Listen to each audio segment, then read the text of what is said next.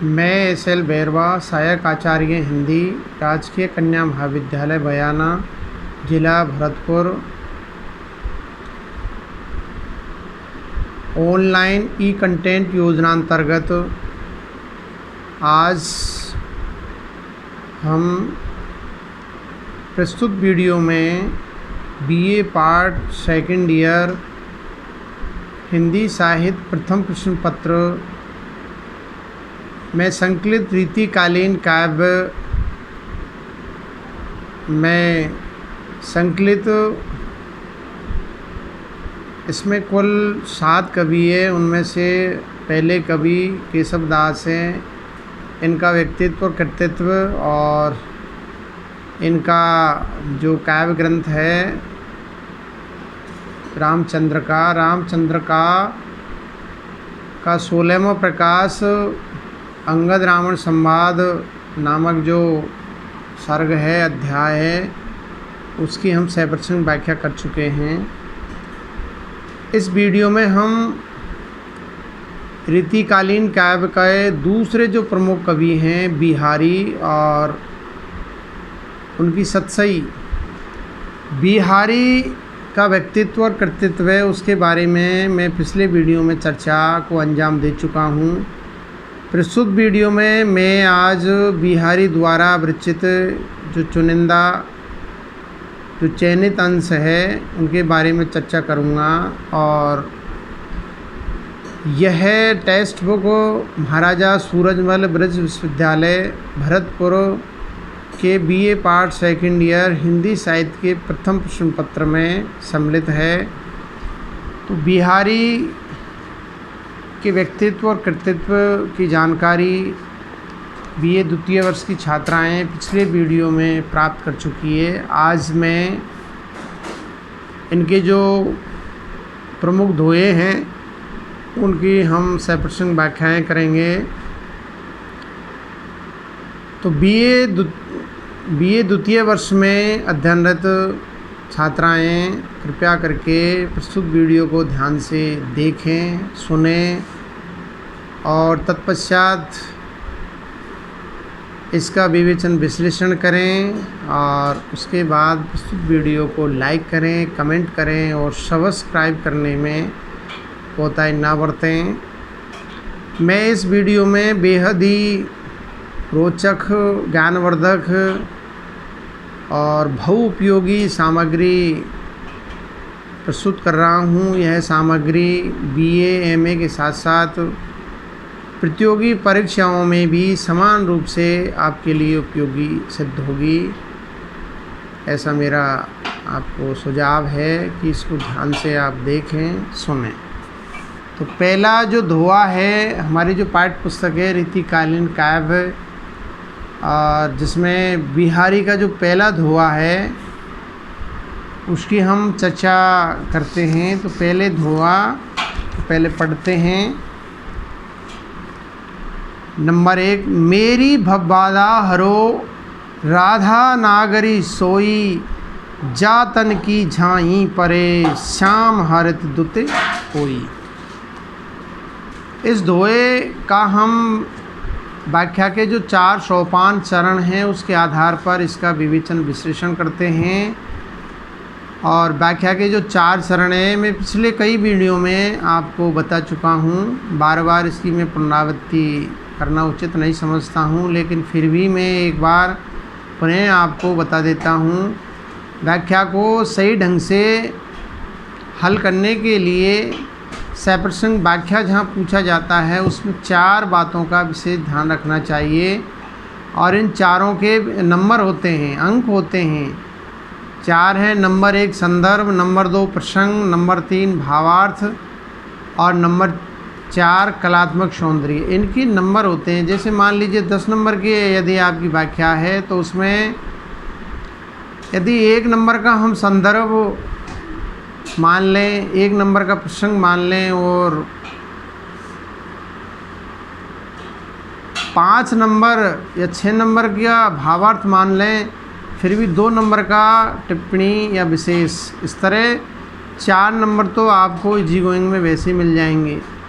और 6 में से यदि 4 आप ले आएंगे तो 8 अंक आप इजी गोइंग में आसानी से ला सकते हो। खैर ये सामान्य बातें हैं। तो मैं इस धोए का पहले आपको इसका संदर्भ बताता हूँ और उसके बाद में प्रसंग के बारे में चर्चा करेंगे। प्रस्तुत धोआ हमारी पाठ्यपुस्तक रीतिकालीन काव्य में संकलित बिहारी द्वारा विरचित बिहारी सतसई से उद्धृत है और जिसके संकलन करता है जगन्नाथ दास रत्नाकर। तो बिहारी सतसई से ये धोआ उद्धृत है, अवतरित है। अब हम इस पद्यांश का या छंद का या धोए का हम प्रसंग देखते हैं। प्रस्तुत पद्यांश में इसके कवि, इसके रचयिता बिहारी का ये धोआ एक तरह से मंगलाचरण है। यानी किसी ग्रंथ को हम प्रारंभ करते हैं या किसी काम को हम की शुरुआत करते हैं तो पहले हम हमारा जो आराध्य देव होता है उसकी स्तुति करते हैं, उसका नाम स्मरण करते हैं। तो एक तरह से ये वंदना हो गई। हमारा जो आराध्य देव है उसका हम सुमरण करते हैं, या जैसे गणेश वंदना मान लो, या किसी कार्य को शुभारंभ करते हैं तो सर्वप्रथम हम हमारा जो आराध्य देव है जिसकी हम उपासना करते हैं, जिसको मानते हैं, तो उसका नाम स्मरण किया जाता है। तो ये मंगलाचरण के रूप में है ये धोआ।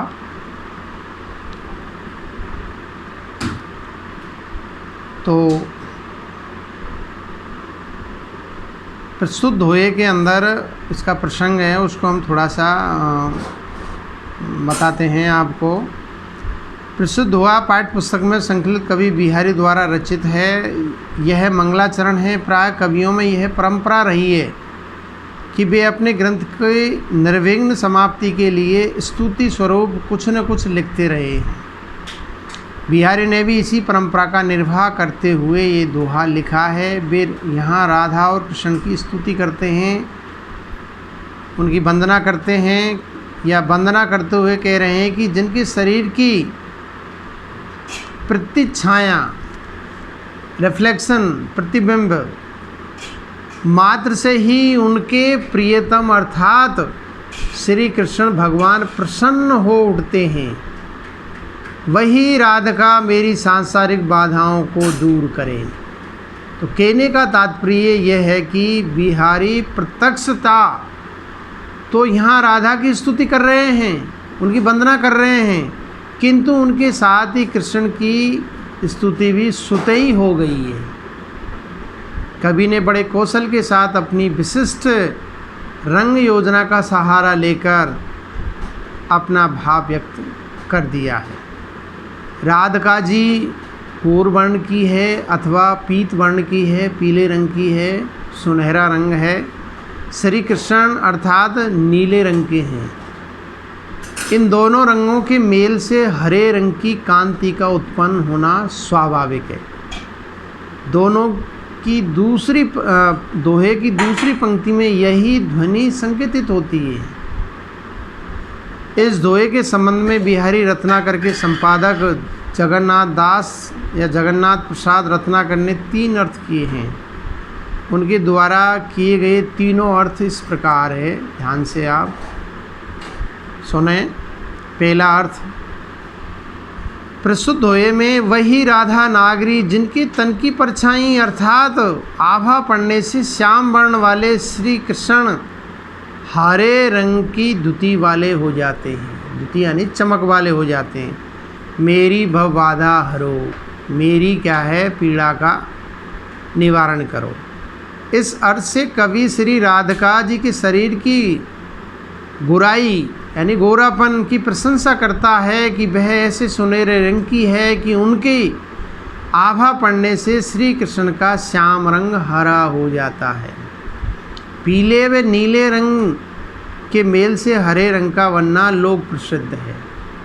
यानी हम ये कह सकते हैं कि बिहारी रंगों के अच्छे जानकार हैं इसी भाव को कवि ने अपने नित्य प्रति एकता ही इत्यादि धोए में भी कहा है।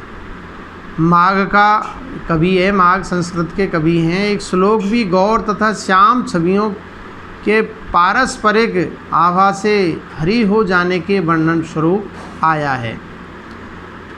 उस श्लोक को नित्य प्रति एकता ही इत्यादि धोए की टीका में उद्धृत किया गया है। इस भांति उनके रूप की प्रशंसा करके कवि उनसे अपनी भव बाधा दूर करने की विनती करता है। अब इसका दूसरा अर्थ देखते हैं। प्रस्तुत धोए में वही राधा नागरी जिनकी तन की झांकी अर्थात झलक आँखों में पड़ने से, दिखाई देने से श्री कृष्ण चंद्र हरे भरे अर्थात प्रसन्न बदन हो जाते हैं। मेरी भव बाधा को हरो। इस अर्थ से कवि श्री राधिका जी के श्री कृष्ण की अत्यंत प्रेम पात्री होने की प्रशंसा करता हुआ उनसे अपनी भव बाधा निवारण करने की प्रार्थना करते हैं। इसका तीसरा अर्थ देखिए। वही राधा नागरी जिसके तन अर्थात रूप का ध्यान पड़ने से भक्त के हृदय में आने वाले काले रंग वाला अर्थात कलमस, पातक, ये बुरे विचार इत्यादि अपनी कलमस्ता से रहित हो जाता है। स्पष्ट शब्दों में दुखद प्रभाव छोड़ देता है। मेरी भव बाधा सांसारिक दुख, दारिद्र्य, चिंता, क्लेश इत्यादि जिनका रंग कभी परिपाटी में काला माना गया है का हरण करो, निवारण करो। तो ये इसका तीसरा अर्थ है। ऊपर के तीनों अर्थों में राधा नागरी शब्द का संबोधन किया गया है। उसे प्रथम पुरुषवाची मान कर भी इस धोए के यही तीनों अर्थ हो सकते हैं। अब हम इसका कलात्मक सौंदर्य देखते हैं धोए का। प्रस्तुत धोए में बिहारी ने स्तुति शैली का प्रयोग किया है, वंदना शैली का, और अपने रंग ज्ञान का परिचय दिया है।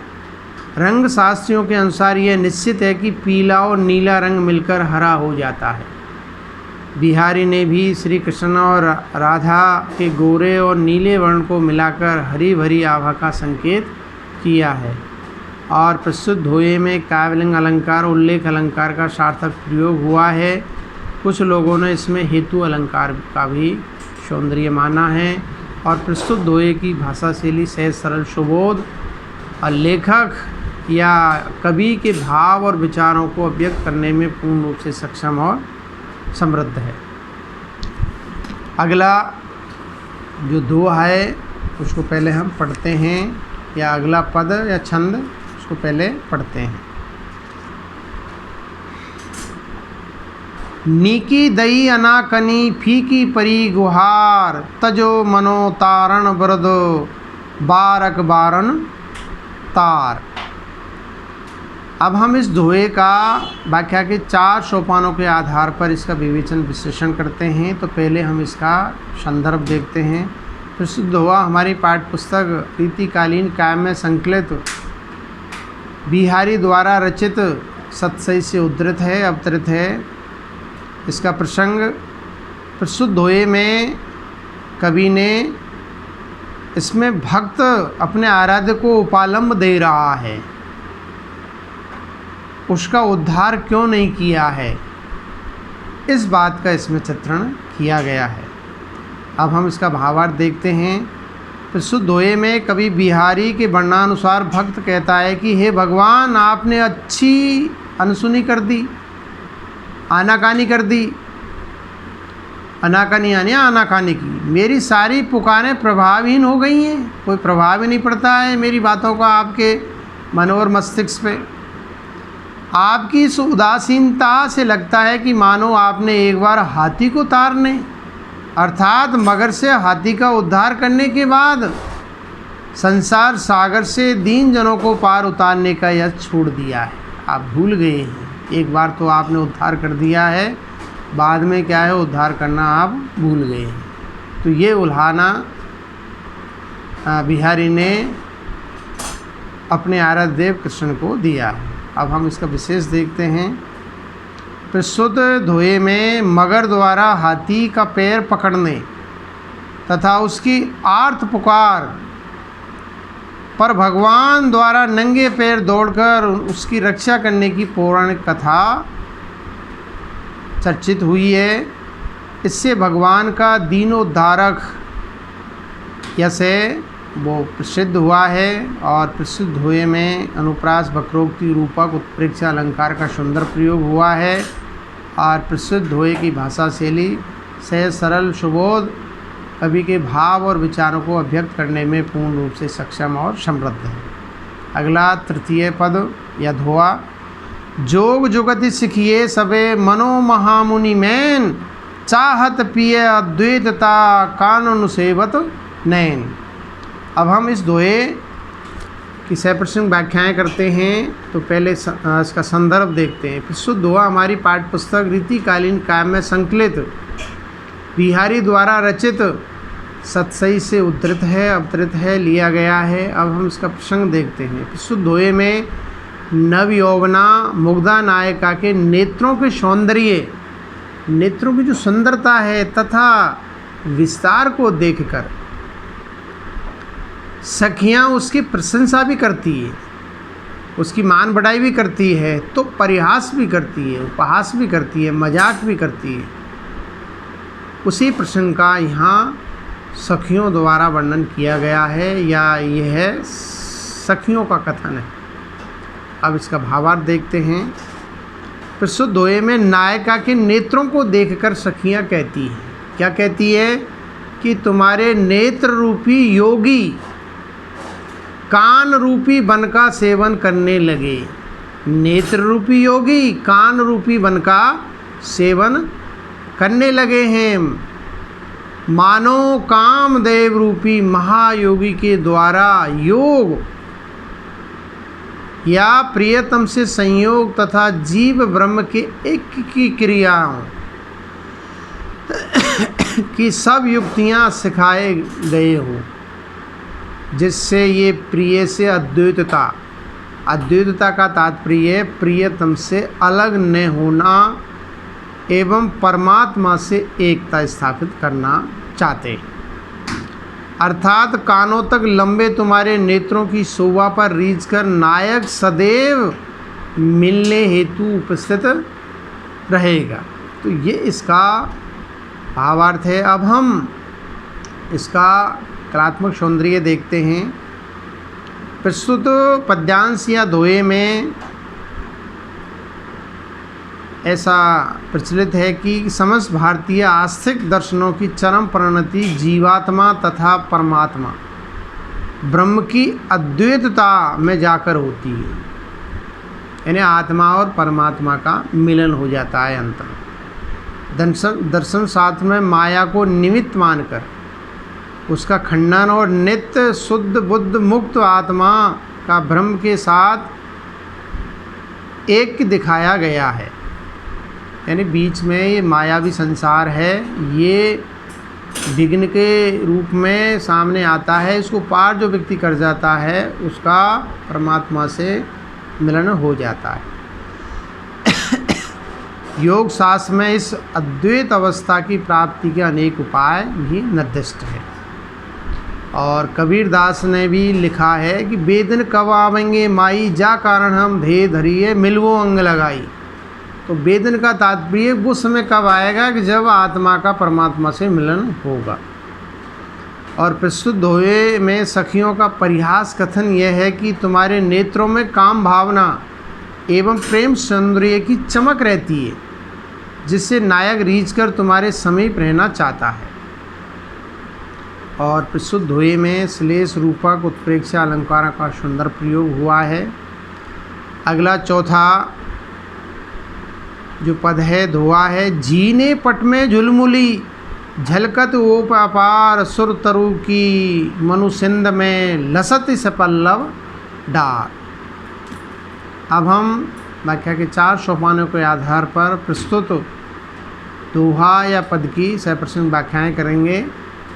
तो पहले इसका संदर्भ देखते हैं। प्रस्तुत दोहा हमारी पाठ्य पुस्तक रीतिकालीन काव्य में संकलित बिहारी द्वारा रचित सतसई से उद्धृत है, अवतरित है, लिया गया है।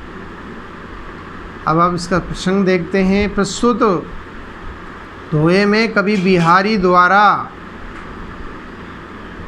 जीने पट से फूटकर निकलती हुई नायिका के शरीर की सुंदर झलक का वर्णन किया गया है। जीने यानी झिलमिले वस्त्र में उसका पूरा क्या है, तन बदन नायिका का दिखाई दे रहा है, उसका बहुत ही सुंदर इसमें चित्रण किया गया है। अब हम इसका भावार्थ देखते हैं। प्रस्तुत दोहे में नायक से नायिका की सखी या दूती उसका रूप वर्णन करती हुई कहती है कि जब उस नायिका की झुलमुली अर्थात महीन वस्त्र से बाहर की ओर झलकती है, उसकी आभा, उसकी शाइनिंग, उसकी चमक, उसका सौंदर्य वस्त्रों से बाहर जब प्रकट होता है तब उसकी अपार सुंदर शोभा इस तरह लगती है कि मानो सागर में कल्प वृक्ष की डाल पल्लवों सहित लहरा रही है। तो ये इसका भावार्थ है। अब हम इसमें विशेष या इस पर टिप्पणी देखते हैं। प्रस्तुत दोहे में झुलमुली का हास्य कर्णाभरण विशेष लिया गया है, परंतु बिहारी रत्नाकर में इसका हास्य रूप शोभा का झिलमिलाना या झुलमुलाना लिया गया है। कल्प वृक्ष की से पल्लव डार इसलिए कहा गया है कि हाथों, पैरों और कानों आदि की उपमा पल्लवों से दी जाती है। नायिका के जो हाथ है, पैर है और कान हैं वो पल्लव की तरह यानी पत्तों की तरह, कमल के फूल की तरह। और प्रस्तुत दोहे में अनुप्रास और उत्प्रेक्षा अलंकार का सुंदर प्रयोग हुआ है। अगला 5वां दोहा है। तो पर बारो उर्वशी सुन राध के सुजान, तुम हो अन के उर्वशी है उर्वशी समान। अब हम इसका 4 सोपानों के आधार पर सप्रसंग व्याख्याएँ करते हैं। तो पहले संदर्भ। प्रस्तुत पद्यांश हमारी पाठ्यपुस्तक रीति कालीन काव्य में संकलित बिहारी सतसई से उद्धृत है और प्रस्तुत दोहे का प्रसंग निहारते हैं। प्रस्तुत दोहे में कोई गोपिका मान कर रूठी हुई राधा जी की शोभा का अवलोकन करके उसे स्वर्ग की अप्सराओं से भी श्रेष्ठ बतलाती हुई कहती है। अब हम इसका भावार्थ देखते हैं। कोई गोपिका अपनी सखी राधा जी की ओर संकेत करते हुए कहती है कि हे चतुर राधिके, मैं तुम्हारे ऊपर स्वर्ग की अप्सरा अर्थात उर्वशी को नौछावर कर सकती हूँ। यानी आपसे सुंदर तो उर्वशी है, वो भी ज़्यादा सुंदर नहीं है। तुम तो उर्वशी नामक आभूषण के समान श्री कृष्ण के हृदय में बस गई हो। उर्वशी यानी हृदय में बसने वाली, अर्थात तुम्हारी शोभा अनुपम है। इस कारण तुम घनश्याम की अत्यधिक प्रिय बन गई हो। तो ये इसका भावार्थ है। अब हम इस पर टिप्पणी या विशेष या इसका कलात्मक सौंदर्य देखते हैं। प्रस्तुत दोहे में कवि ने जो उर्वशी के समान है उस पर उर्वशी को नौछावर करना विरोधाभास अलंकार है। उपमा उर्वशी और उपमेय राधा का विपरीत वर्णन करने से प्रतीप अलंकार का सुंदर चित्रण हुआ है। साथ ही यमक और उपमा अलंकार भी इसमें चित्रित हुए हैं। और प्रस्तुत दोहे में कवि की वचन वक्रता देखने को मिलती है। अगला 6ठा दोहा। कौन भांत रही है ब्रद अब देखी वे मुरारी, बीदे मोसो आई के गीदे गीदई तार। अब हम व्याख्या के 4 सोपानों के आधार पर प्रस्तुत पद की सप्रसंग व्याख्याएँ करेंगे।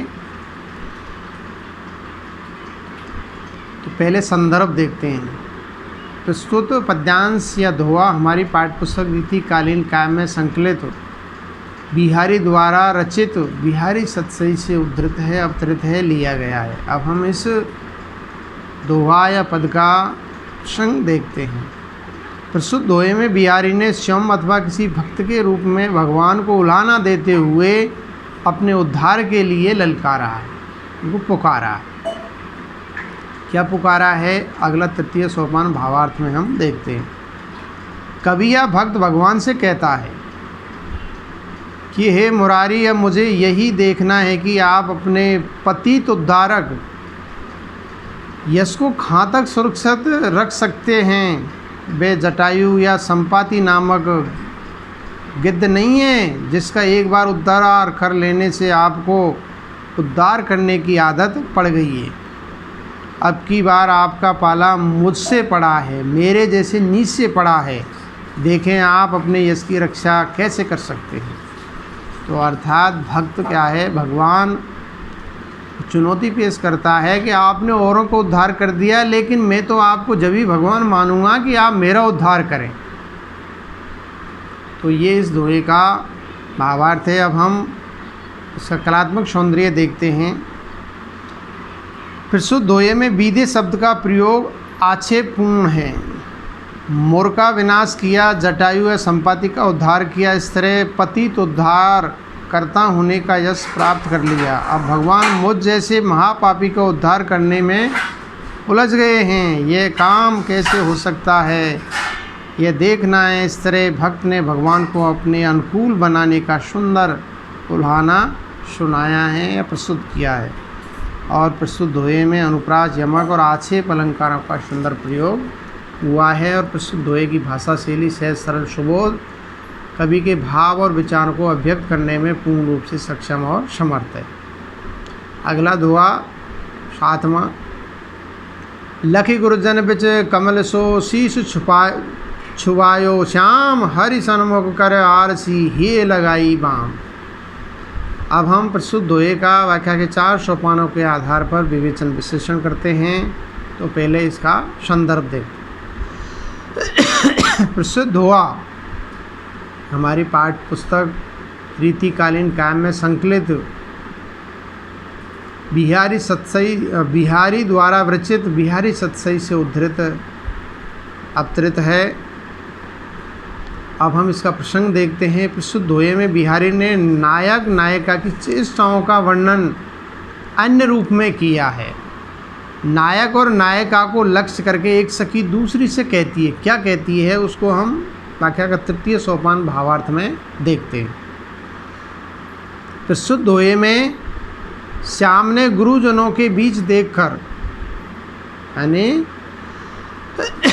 संकोच के कारण प्रेम दर्शन के लिए कमल को सिर से छुआया, स्पर्श किया, या पांव पकड़ने या प्रणाम करने की चेष्टा करके अपना अनुराग प्रकट किया।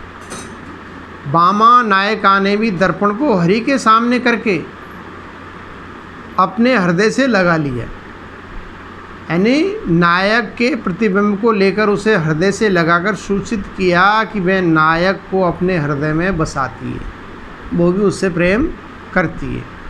अथवा नायक ने आरसी को सूर्य के सामने कर उसका प्रतिबिंब लेकर अपने कुछ पर्वतों के बीच में लगाकर सूचित किया कि सूर्यास्त के बाद अर्थात रात्रि में मैं भी मिलूंगी। तो ये इसका अर्थ है। अब हम इसका कलात्मक सौंदर्य देखते हैं। प्रस्तुत दोहे में नायिका के चरण कमल के समान है। चरण यानी पैर कमल के समान है।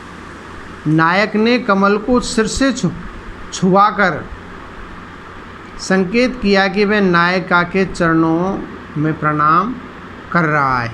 नायिका ने भी गुरुजनों से घिरी होने से संकेत रूप में कहा कि वह नायक को अपने हृदय में बसा चुकी है अथवा रात्रि में उससे मिलने आएगी।